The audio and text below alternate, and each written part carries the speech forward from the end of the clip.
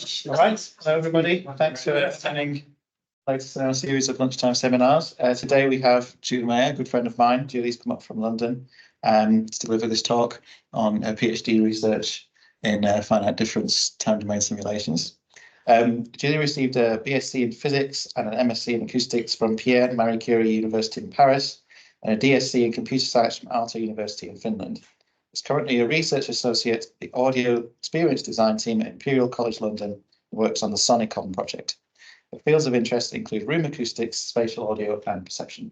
Without further ado, I'll hand over to Julie. Thanks. All right. Well, first, thank you for the invitation. We're very glad to be here. First time. And today I'm going to present what I kind of did in my PhD. So about a year ago, I defended. And the topic is about numerical and perceptual evaluations of finite difference time domain simulations, specifically for room acoustics applications. Just for the sake of brevity, I'm going to talk about or refer to finite difference time domain as FDTD from now. So in this talk, I'm going to first talk about the motivations behind this topic, and also, so that we are on the same page, briefly introduce the FDTD method so that we start from the same point of knowledge and then jump into the main parts, which are the numerical and the perceptual evaluations, before concluding on that topic by presenting a few main results from those evaluations, and also talking about future potential work. So what motivates the use of FDTD, first of all, in room acoustics applications? Well, it stems from one observation or one fact, in fact, that geometrical acoustics, for example, make assumptions about the sound field so that it can be more efficient, computationally speaking. And FDTD, which is part of the family of wave-based methods, doesn't do any assumptions. So in that sense, we have a physically correct model. I'm going to talk about errors afterwards. So of course, it means that it's physically correct, but it has a lot of errors. So let's not jump into conclusions. But FDTD is very useful, and mostly because we can use it for large-scale acoustic modeling, as it was done here. So they had very big concert halls or performance spaces. And so you can also visualize the sound field. So that is thanks to the time. Is there a pointer in the just on my screen, right? Okay. Yeah, visualize the sound field, which is very useful for investigating, analyzing, studying some effects, some phenomena, acoustical phenomena. So another specific application, so because it has, it enables to model the waves properly, we can focus on the analysis of specific phenomena, such as the seed dip effect. In this publication, what we did is that we simulated quite many halls, so large spaces, and to understand a bit better of this effect, that is a low frequency phenomena happening in quite large spaces, and allowing us to, first of all, visualize on the top the time domain response, so we can visualize the wavefronts, but also just doing a Fourier transform by time step, also focus on the spatial analysis of the spectral evolution in time of that whole. So that's quite powerful, and it enables, better understanding of the phenomena, but also perhaps enabling to correct for them and repeat and iterate. So it's also, it could be used as a design phase before building anything. That's just a couple of examples. There are many others, many other applications, even real-time applications where using GPUs or hybrid methods for high frequencies, they would use geometrical acoustics, and low frequencies, they would use FDTD. We can do a lot of things. So they are relevant tools, and what we want to do here is to understand them better. There seems to be a lack of systematic assessment. People tend to use solvers as black box, but there are ways to analyze and evaluate the accuracy of the outputs that you get, and that's quite important if you want to use this outputs. So it's great. It's a great tool. It comes with limitations as any other numerical methods. FDTD is not an exception to that. It's going to come with a set of numerical errors. Quite a few, in fact. Here in this table borrowed from this publication is listed some of the main sources of error that are part of FDTD and specifically the acoustic wave equation. So it's quite a few of them. And they are also, as you can see in this third column, their behavior is also quite complex. They can be frequency dependent, they can be direction dependent, they can be scheme dependent, they can vary depending on the implementation, such as the voxelization algorithm, and of course, the actual simulation setup that you have. So, given that, one thing that I want to mention now is that one big issue with this set of numerical errors that are, by the way, just numerical, that they are not physically meaning anything. They are because of the approximation that we do.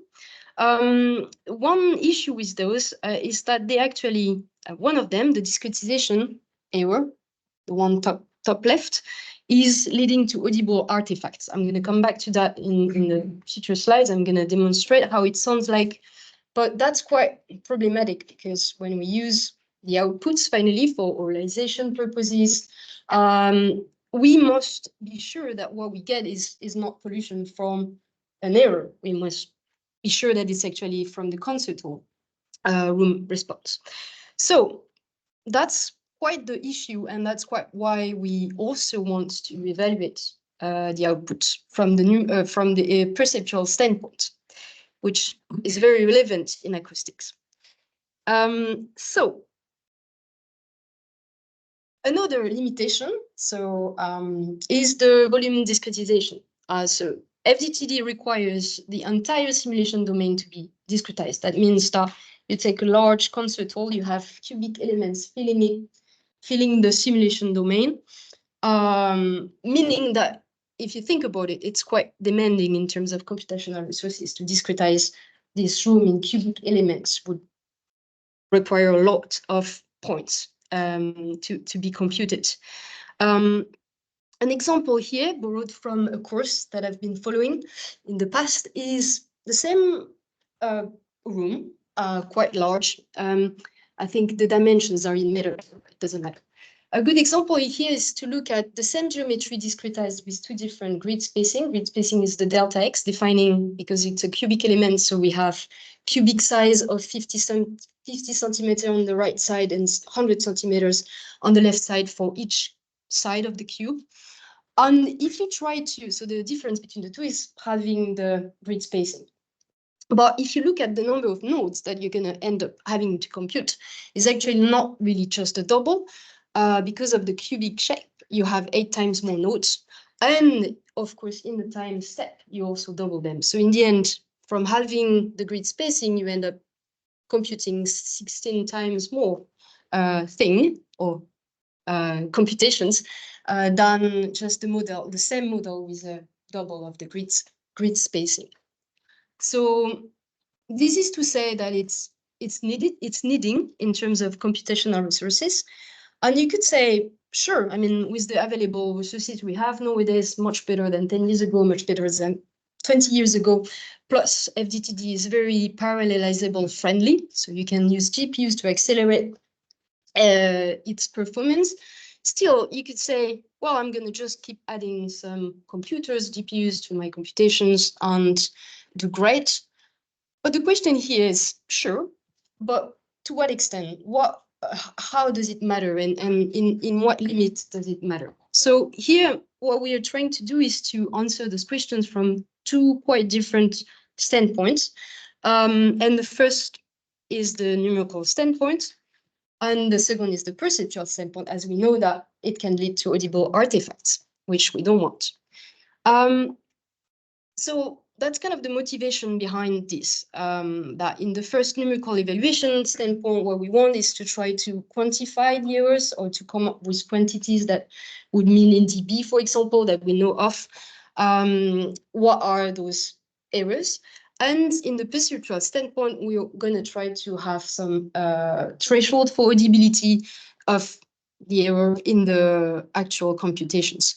Of course, this has to be applied to a context, to a problem. So we're going to take here the example of room acoustics applications such as binaural room impulse response. So how much are the error in those response, so binaural room impulse response, and also HRTF, head-related transfer function modeling. So that's going to be two main applications that we keep in mind, because you kind of need to draw this conclusion in a certain context.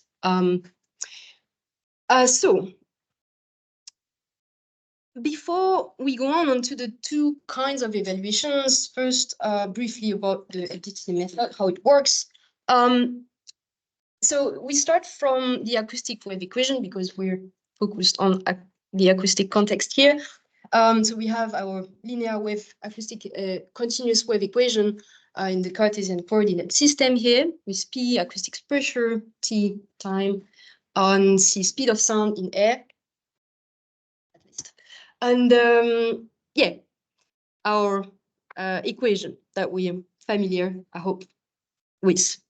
So the first thing, FDTD is based on basically discretizing this equation and using finite difference operators that are written here in the bottom left, and simply replacing each term by its corresponding finite difference operators. That's, for now, that's it.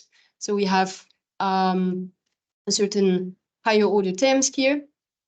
And that's it. We get our numerical scheme. Numerical scheme, that is the most simple scheme. So there exist other schemes where instead of using these finite difference operators, we would use different ones, more accurate in space and time. So this one is the one that I mainly studied, mostly because it's the simplest, so it's the one that is most implemented out there.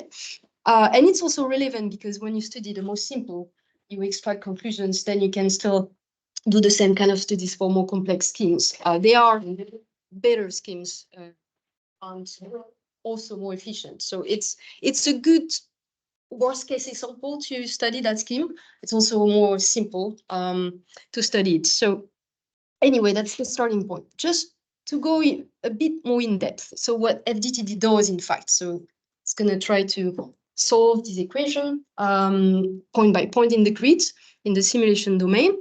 And let's have a focus at the actual, the way it could look like. So we have our cubic elements with the nodes in the form of the balls. Here I draw T, the time, as a vertical axis so that it's hard to visualize 4D. I don't know how to do that. So anyway, I took X, Y, and then T is the Z axis. But just to explain how to get to future pressure time values, here denoted n+1, this is the future. So the time step is on the top here. What we do is to try to, this is called the update equation, by the way, and it's going to try to solve or to get that pressure at time n+1 using the rest of the grid points, which are in the past here, this n-1 here, and in the present. So that's the update equation. There are, of course, some perhaps new terms for you. So this is, the lambda is not to be confused with the wavelength. It's actually meaning something else in FDTD, is the current number, which sets a certain stability criterion for our scheme. Otherwise, you get just exponential growth in the results. So you need to have that parameter set up to certain value so that you don't get exponential growth. So that's also something to know from a user point of view. But usually it's when you have a code and it's running well, this is set for you, so you don't have to care. But the solver is gonna just do that.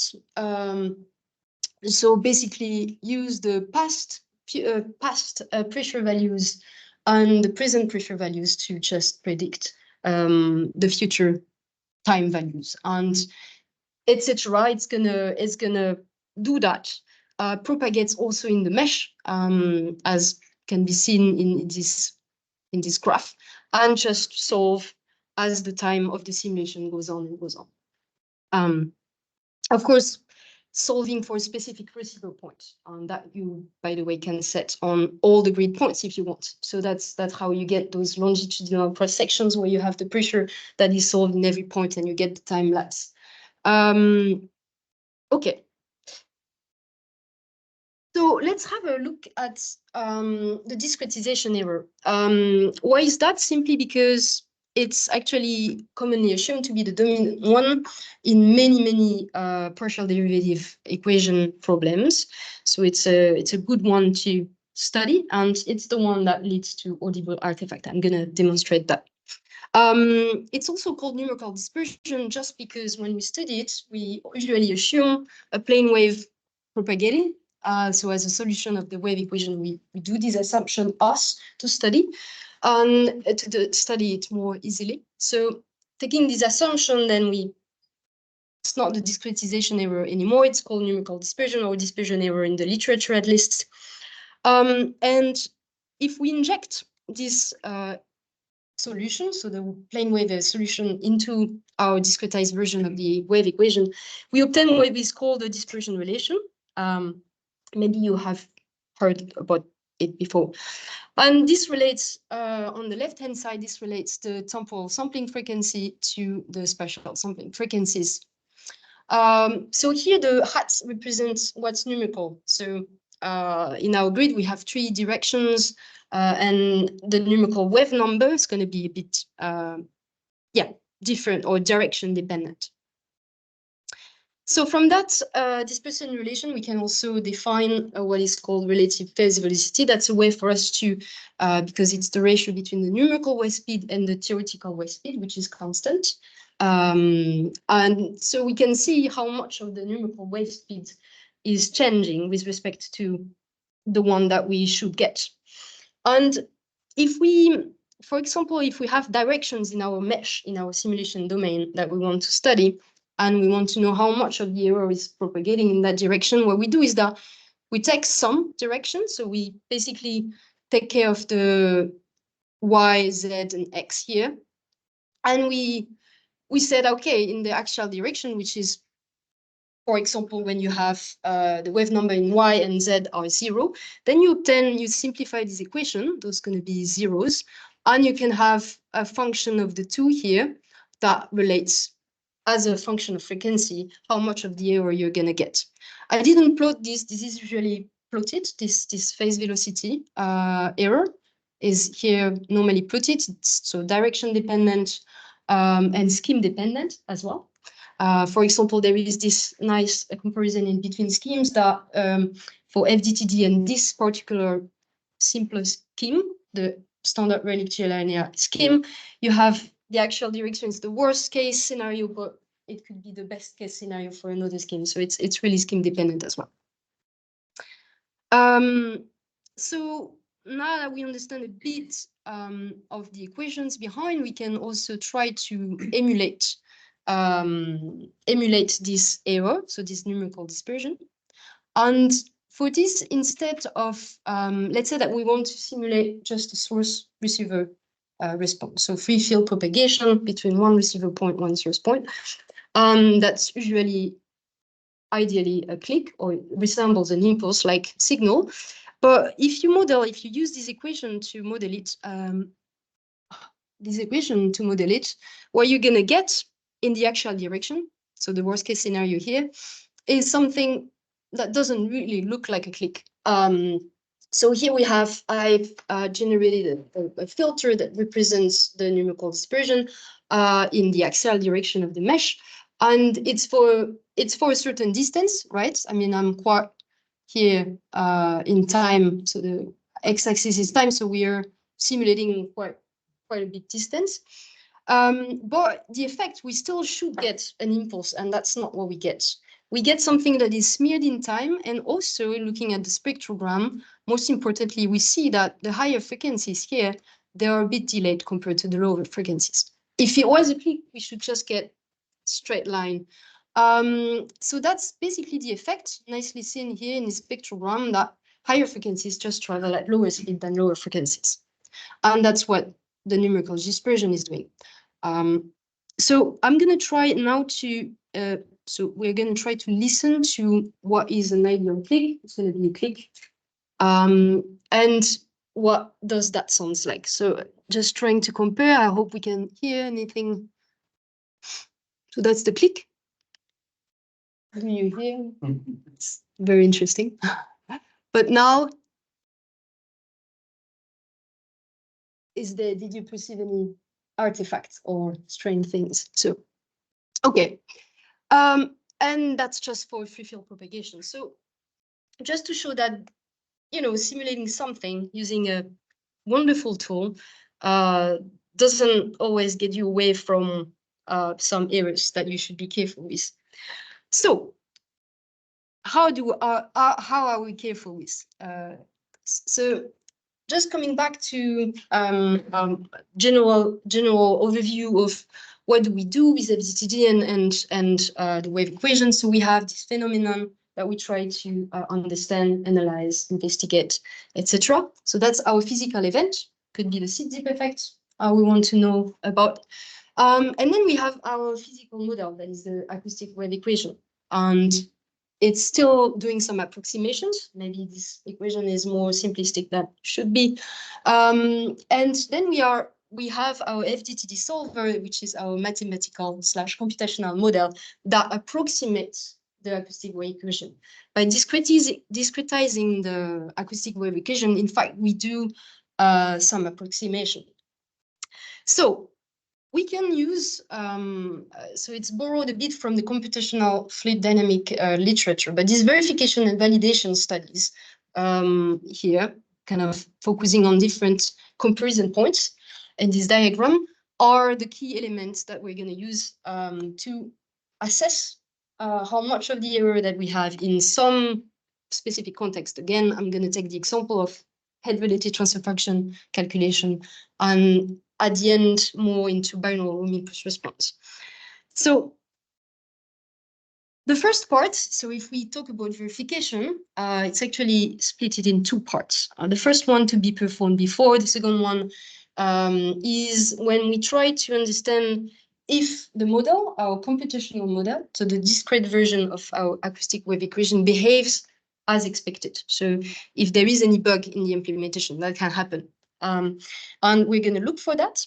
And after, we're going to do something called solution verification. So this task, the second one, is now assessing the actual quantity or quantifying the errors in the previously verified discrete mathematical model. So you have to go through a code verification first to ensure that you can be reliably using the outputs from your code, so that then you can finally analyze how much of the errors are in your computations. So talking about the code verification first, it needs an analytic solution. So this implies quite a lot of things, because in acoustics, we don't have a lot of case studies where we have an analytic solution available at hand. So we're going to have to do this task on very simple things. Free field propagation is one of them. We have an analytic solution for that. We have a rectangular room with different impedance boundary conditions. We have sphere model, taking example here of the HATF. So we need an analytic solution to perform this code verification task. And if we take now the example of HATF modeling, what we do is that we compute the function using our analytic solution. And here we have two source positions in black. That's just an example. And our receiver points on the sphere in orange. And we can just, as a function of frequency, obtain the magnitude in dB here of the head-related transfer function of that sphere. I admit it's a very crude approximation of a human head shape, but that's a good starting point, because it's more complex geometry than just a rectangular box. because it's very common. Remember, we have cubic elements. So to approximate a cubic shape is actually, a round shape is actually quite difficult for LTTT. So it's an interesting case. And we have a second case that is, I need to mention that it's not really analytical. You use the multiple re-expansion methods to compute. So it's semi-analytical because it requires computations. And you actually get, I'm not going to go into the details, but the method that we implemented that was proposed to solve the acoustic scattering from a two-sphere model, which is the snowman model. You have a top view here, so you see the head first and then the torso. But yeah, it's quite, so if you use this kind of methods, there are basically infinite summations that you have to truncate. You have to be very careful. So you have to also, if you go into that snowman model, you have to evaluate first the accuracy of your analytic or semi-analytic, in that case, solution. It's very crucial to have a correct up to machine epsilon accuracy in your analytic solution, if you want to call it analytic in any way. So we have to be careful with the snowman model. I just want to mention because it's not obvious, and it's also not purely analytical, so it needs to be said. So if we take those two cases where we have HATFs, what we have to do is to compare what we expect from the model and how the error we are expecting them to behave with what we observe. For what we observe is simply what we compute, what we get from the solver. So a few words on what is this expected order of accuracy. Order of accuracy means that it's going to converge with a certain rate. So the errors or the simulation output, they will converge to error 0 with a certain slope or with a certain rate. And this expected order of accuracy can be determined by using some global estimation methods. And we know that because of the table that was in the beginning of the talk, we know the behavior of some of the errors, and we also know our simulation setup. We know that we have these round shapes that are going to be discretized, so they are going to be voxelized. And because of that, what we have is that in a simulation setup, such as the snowman or the sphere model, we're going to have a first order accuracy that is expected. Why? Because we know that this voxelization error, which is first order in space, is going to be limiting everything from the output. So the lowest, so the expected order of accuracy is going to be limited by the lowest order of accuracy of the set of errors that is in the simulation setup. Here's a good example. To be honest, I don't quite remember if it's the sphere or the snowman, but they should behave the same.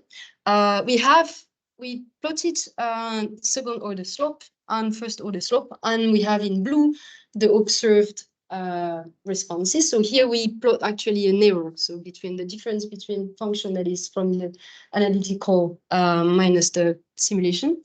And we see that the blue dots are following more or less a first order convergence rate or slope. And that's quite good news because we expected that to be the case because of the voxelization error, limiting everything else to first order. And of course, one thing to see here, to observe, is that the blue points, which are really from simulations on like specific grid spacing, they are also quite scattered. I mean, it's not really following a line. If you do linear regression, of course, you're going to get a line, but it's jumping, and that's because the grid spacing is quite sensitive to tiny displacement. So it's not going to be purely that you ask for a specific location, you get it.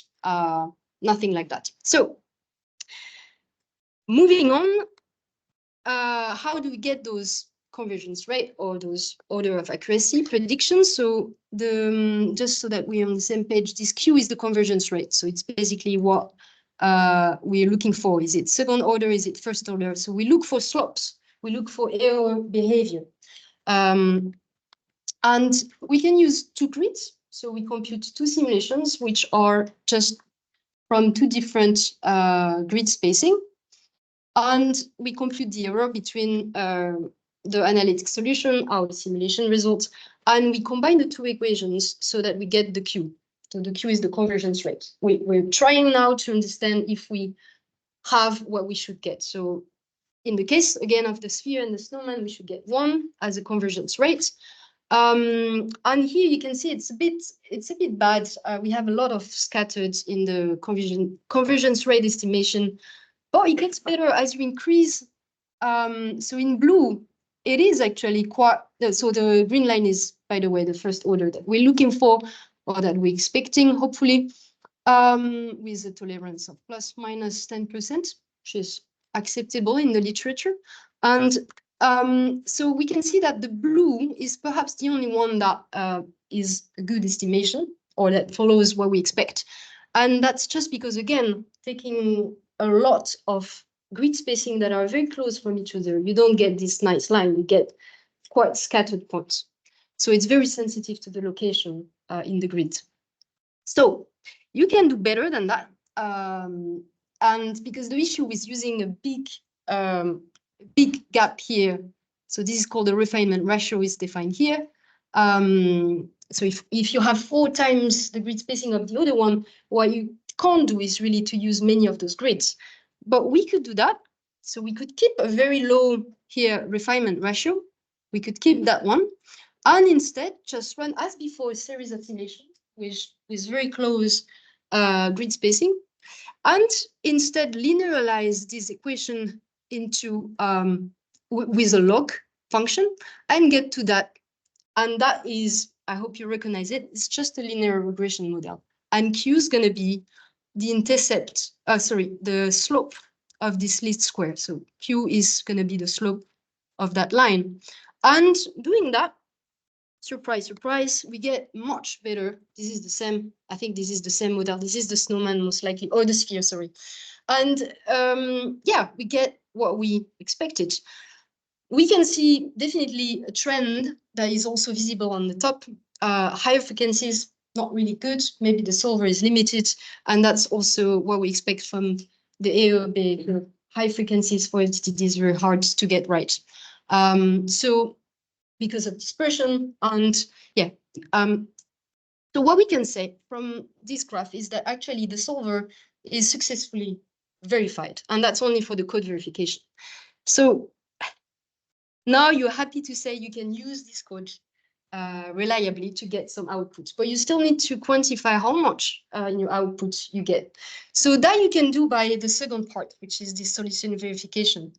What you get, so coming back to these equations, very close. So you don't need, by the way, the analytic solution. So once you have verified your code, you can use it. And you can use it for any problem you want to solve. So what you do here in this ArchATF modeling context, that you take first order asymptotic model, which is resembling what we had before, with only your simulations. Fi is the simulation run with the grid xi, grid spacing xi. And you want that. So you're seeking to find this function that comes from the series of simulations. And that is simply, as before, this was our Q. This is simply now, instead of being the slope, it's the intercept of your linear regression model. And here is a good example. So here we have a snowman model, ArchATF of a snowman model in some locations. It's in one location on the head. And what you can see here is the individual grids. So the lowest, so the most refined cubic elements are more dark. And I'm only putting here the analytic solution, which is semi-analytic, by the way, as a reference, visual reference. You actually don't need that. To show you that our asymptotic prediction, which comes from this linear regression model here, is very close to the analytic solution at all frequencies, in comparison, especially to, of course, the grid with the lowest resolution here, but also much closer than the single grid computations, which are very refined. I mean, 0.65 millimeters is quite small for a snowman. Of course, if you have PINA, maybe you look for something even more small. But what is important to just keep in mind is that you have now better prediction than if you were happy to compute just a single simulation and say, yeah, my solver can run up to 0.75 millimeters. I'm very happy with this HATF. Not only you don't know how much reliable is this, but also you can see that it's not the best you can do. And how do you know that this prediction that you've just done doing linear regression is good? Well, you can compute confidence intervals using bootstrapping. So you would take different points and repeat them and have an estimation of how reliable your prediction is. So that's what we do here. So with those 95 confidence interval in green, so also in the linear regression model, you can have weights that depend on the grid spacing. You can, if you have very coarse grid spacing, you can have a weight that will impact negatively these grid spacing results, and the opposite for the very fine mesh or very fine grid spacing. So you can also add weights. Here we have non-weighted and weighted predictions. Here in this case, they are very close. We found out that weighting is a good thing. It improves the prediction, depends on the direction, depends on the actual geometry you do, but anyway. So what you do is that you compute 95% confidence intervals to understand how reliable is this prediction of yours. And that's kind of the main point. If we take a look at what I call mean bias, is just the width of the confidence interval per frequency bits averaged across all the directions you would compute. This is a set of 793 directions for the two models that I showed before. So instead of having just 7 points around the head, you have actually the whole HATF kind of a setup, measurement setup in mind. And you can see that the mean bias is quite small across the whole frequency range, but it gets quite worse in the after 10 kilohertz. So this is again limitations of our numerical errors. But that is a way for you to decide now. That is only up to you to say, yeah, well, I'm quite happy with this prediction that is reliable that much and that contains that much bias. And you have a quantity in dp that you know you can relate to say, is this enough for me? Of course, not saying much about the perceptual relevance yet, but this is still a good quantification. You could also use different asymptotic prediction model. There is either you know what you want or what you expect and how the errors are supposed to behave, or what you can do is hypothesis testing. So you just have different models, you run your simulations, and then you try to fit those models. Most likely they will fail if they're not really following what you should, what you have in your simulations. So it's up to you. You can do, there are different versions of doing that. But in the previous example, we used this specific first order model because we knew what to expect with this voxelized geometry of the sphere and the snowman. And then what you can have is any geometry you want or any problem you want to solve. So this example now going into a human shape that we don't have any analytic solution for. So you can go on and evaluate the accuracy of your FDTD simulations for any kind of problems. You can, of course, I'm going to try to speed up, but you can also do comparisons. It's a good way to benchmark. So you can take comparable numerical wave-based methods. And here that's a publication that was joined with a person that was doing a fast multiple boundary element method.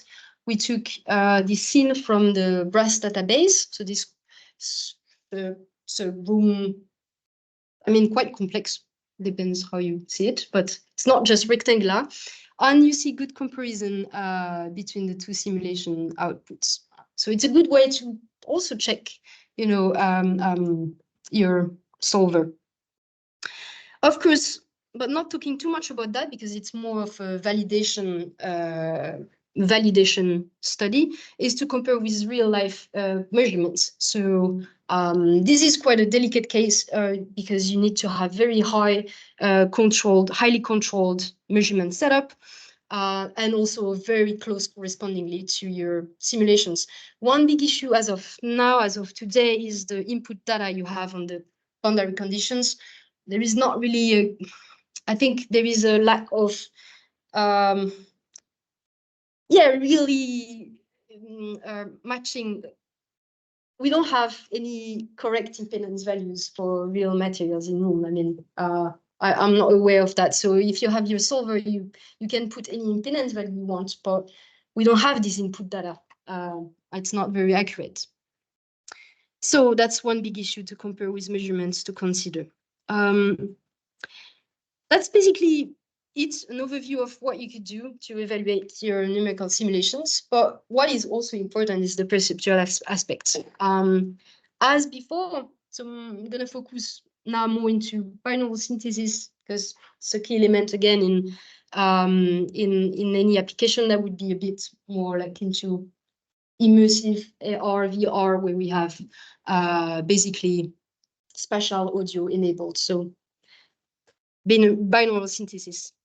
As before, we can do this in mainly three different ways. As before, we have our listener that we put in a room or somewhere. We simulate the sound field at specific points representing the source position of our HRTF measurement setup, and we just simulate it, and you directly get your output, binaural output. You can also do, as done in the real world, put something that is more like a spherical microphone array. So you will have a spherical receiver array.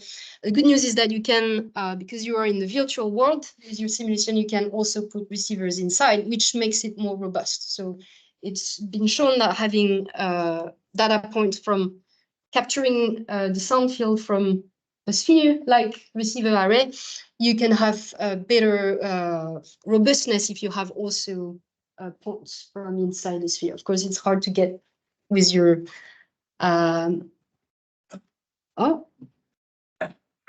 What? Is that mine? Or yeah.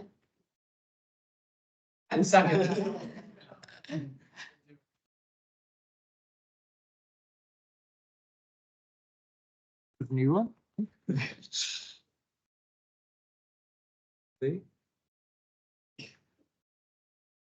And now I think it's trying to display my screen. Yeah.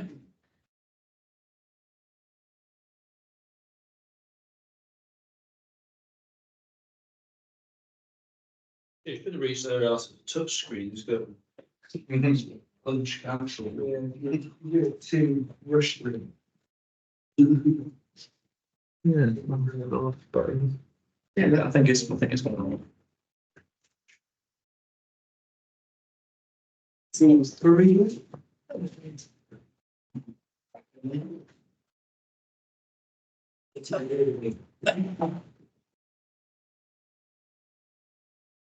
They had enough. Was fed up.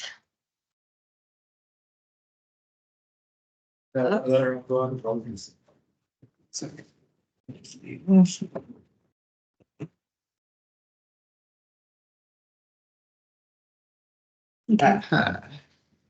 we just come out of this,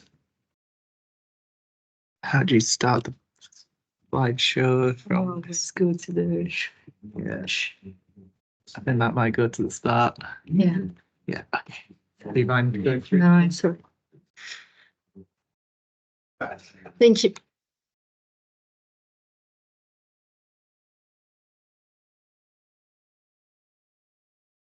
Okay.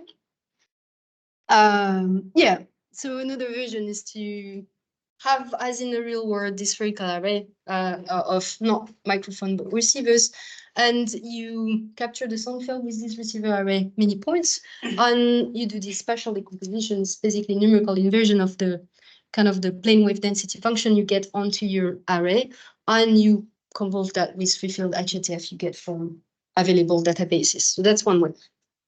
Another way. quick example to show how this numerical inversion works. So you have there exists, if you assume plane wave propagation, there exists analytic solution for getting those expansion coefficient. So that's what this S. Those coefficients, expansion coefficient, so you can have them analytically for this plane wave solution, and then you inject them into this equation to get this plot.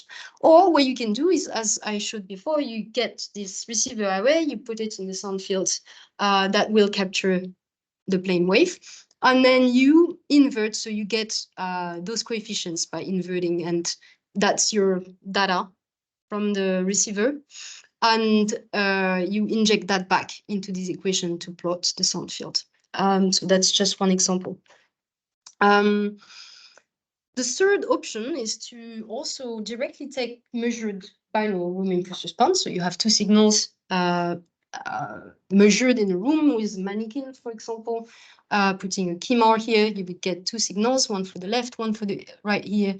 And what you could do is, as in the beginning of the talk, you can use those filters that was emulating the dispersion error to pollute the binaural room impulse response with this error. Because in the end, what you want to do is to try to evaluate how much is this audible. Perceptually speaking, we're interested in knowing how far can we go, how much of the error we should get so that it's not audible. So following, of course, some basic principles. So this dispersion error is not only direction dependent, frequency dependent, but also, of course, propagation distance wise dependent. So what you have to do if you want to apply those filters to a real scenario here is that you have to apply different filters as the time progresses, as the distance is getting bigger in your simulation domain or as in your room. So you would have to split that binaural response into some segments, time segments, and apply different filters corresponding to the correct propagation distance. That way, you can finally study, perceptually speaking, how much you hear in that signal of the error. So I wanted to not show you, but make you listen to some examples. And let's see if you can hear things or if you can't. And that's basically what we're trying to do to measure how much of the error you can hear and how much you can't. So here I have a first example that's going to be, it's the same room for those two, but one of them is polluted by the error, one of them is not. So I'm going to play and let's see if you hear anything that is different. When the sunlight strikes raindrops in the air, they act as a prism and form a rainbow. You probably forgot by now, but Sunlight strikes raindrops in the air, they act as a prism and form a rainbow. Any clues? Please, binaural. Yeah. Oh, well, no.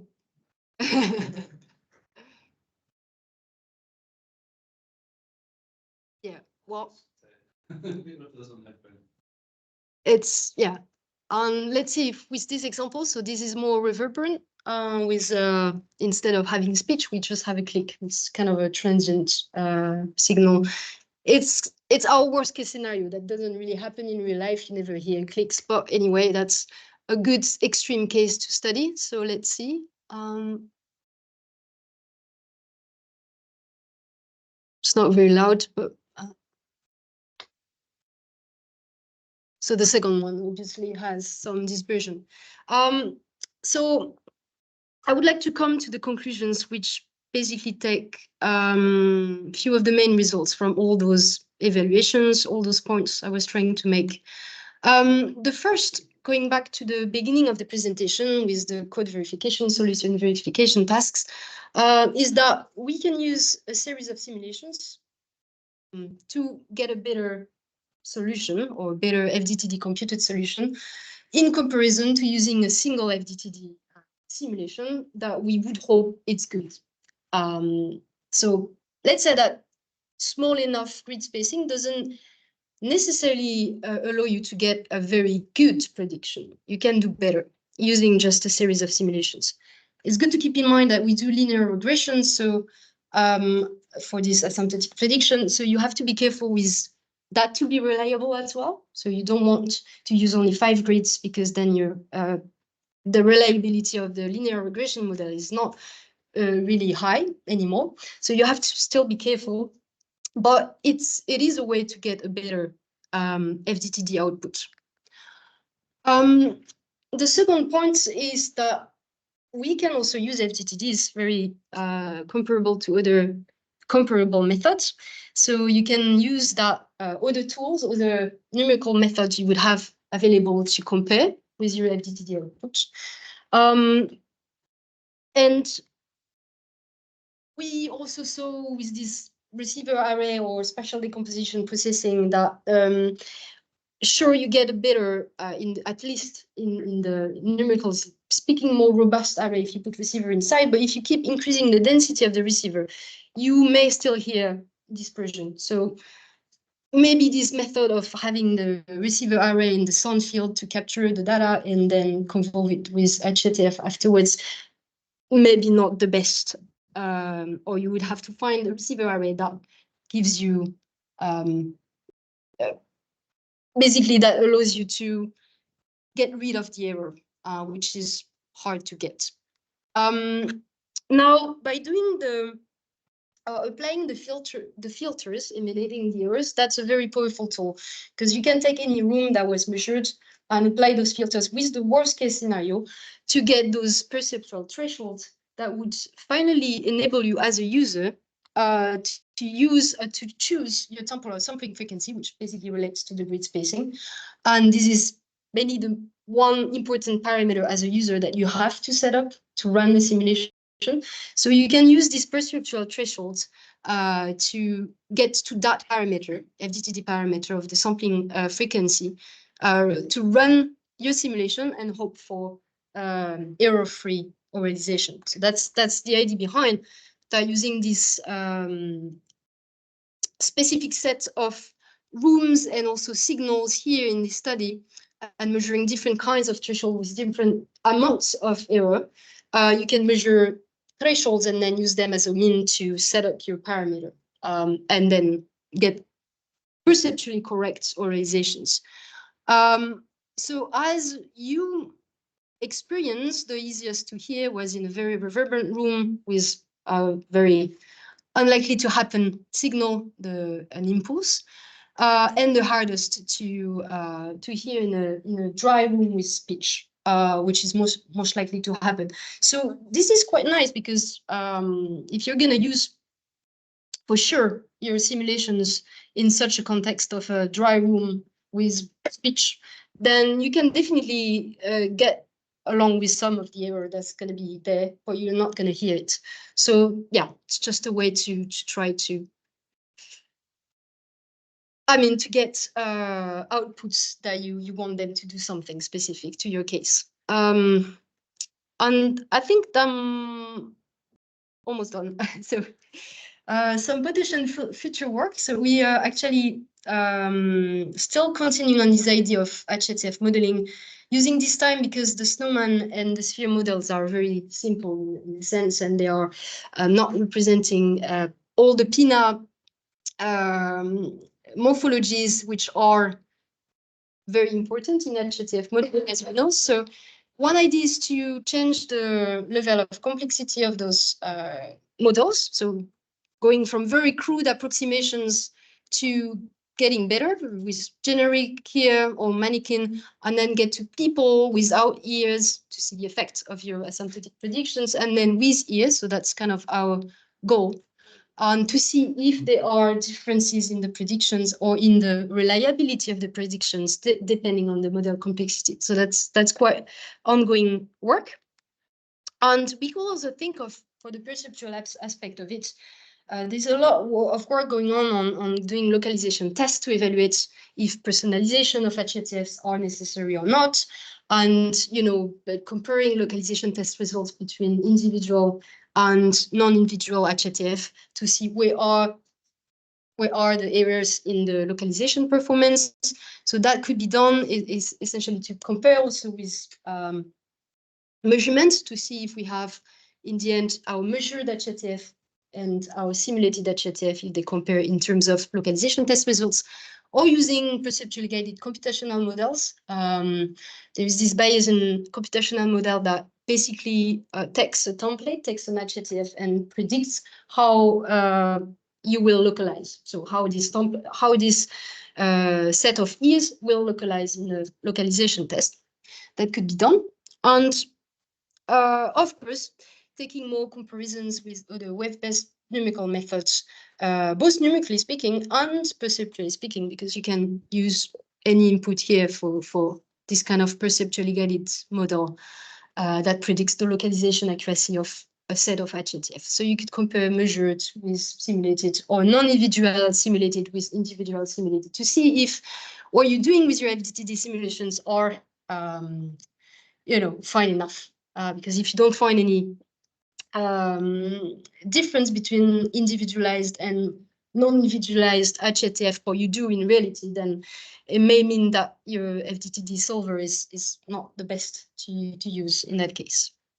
I think I'm done. So I'm welcoming any questions. Thank you very much for the patience and attention. So yeah.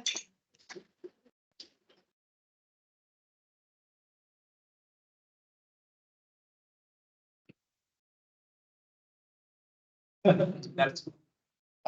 have two questions. My first question is, what's the actual advantage of a finite difference scheme over like a time marching finite element scheme, which I guess avoids this first order error entirely?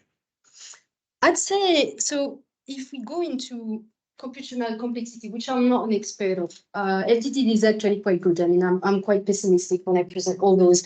But one also big advantage, so is very parallelizable friendly. You can have, if you have big computers, you go far. One main big advantage, even better than that, is that instead of going frequency bin by frequency bin, you simulate the entire frequency range in one set of simulation, in one simulation. And you can have many receivers point. There is, you can have source directivity. You can even have these kind of schemes that is also implemented in the spatial domain directly. So doing spherical harmonics inside the mesh or inside the simulation domain, sorry. So I'd say maybe, I mean, it's a matter of maybe what kind of case that you want to solve, I would say. In room acoustics, I thought it was like very popular when computers started to be a bit more powerful. Then it went kind of quitted and BM took over. And it's also a good advantage that it's very easily to implement. So if you want to do that, take Python and you do it yourself. So you don't need this black box thing, which is great to analyze afterwards. It's a choice. I'm on the FDTD team, but it's a Okay, cool. My second question is for the spherical harmonics decomposition that you were talking about. What sort of size is that problem? I mean, are you looking at 100 receivers, 10 receivers? How many spherical harmonics? And do you need to regularize this problem for it to work? Yeah, so of course, the size of the radius size matters. You can't really have this because of the frequency content it can capture. So we varied, I think we had density of 2000 easily, whatever you can get, because they are fitted on the grid spacing. So whatever grid spacing you will have, you had literally receiver points in every steps. Or I think I had so many volumetric arrays that even different shapes, because you can do whatever, I mean, decompositions, I mean, that you need to have it spherically speaking. You can record the sound in all directions with a cube if you want. I quite don't remember, to be honest, but a lot, like 2,700 receiver, I do recall. And you would get most robust if you do numerical evaluation on how the frequencies it behaves with the inversion problem. You get very good results, but then it's still audible. So, Thank you. Yes. Any other questions? I can think of some question. Hi, thank you very much for the nice talk. I was wondering if you'd looked at air absorption at all, because I remember Brian Hamilton who suddenly got simulated into Apple. But realistically, Brian, then he did air absorption and his moralization to that, and that made a staggering difference to realism. You know that? I've not done that, but what you can do is in the post-processing stage, adding a filter on top of that. I guess it does matter. I think I remember that already at 1000 hertz, you have absorption quite being effective. So I've not done that for, especially in the last bit, simply because I was taking measured impulse responding, assuming that you have air absorption in the measured recordings.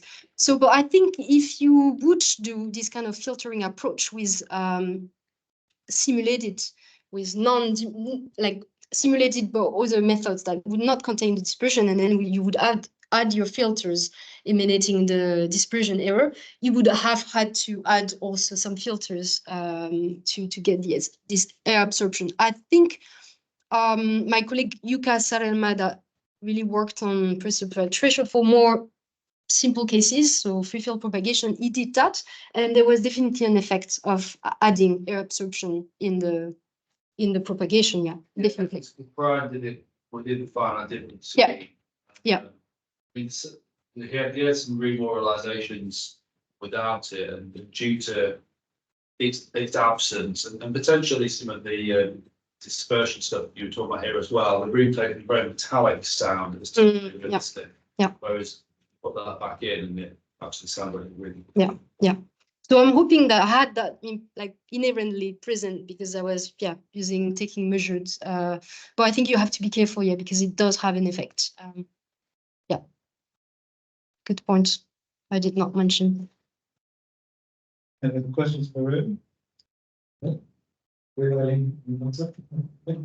Actually, comment on John's first deadline, which is that time domain fair does exist. In fact, actually, there's been some recent progress in that in a couple of Japanese groups.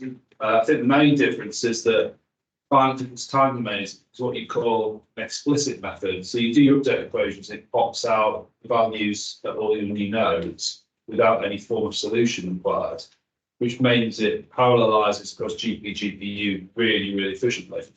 Whereas all the time domain FEM solutions, because of their nature, they're spatially implicit. And you do up your date, and then you have to do a matrix solve. And it's a sparse matrix solve, but it means that every node ends up to talk to every other node. So on every time step you have to do some communication pass as well. But in time marching FEM, there are implicit and explicit solvers.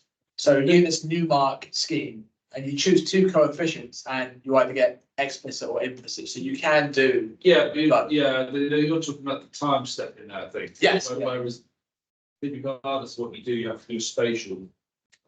You do spatial solve at every time step regardless. But it's only an adjacent node, isn't it? Yeah, there's every adjacent node with every adjacent node with every adjacent node. So the room is a kind of overlap. You get this in bad formulations as well. But different time domains, kind of one of its main benefits is that it avoids this. Yeah. That's true. Yeah. I'm still on team FEM, but You have to choose this. Fair? Some kind of flame or. yeah. There's no further questions. I'd like to thank Julie again for coming.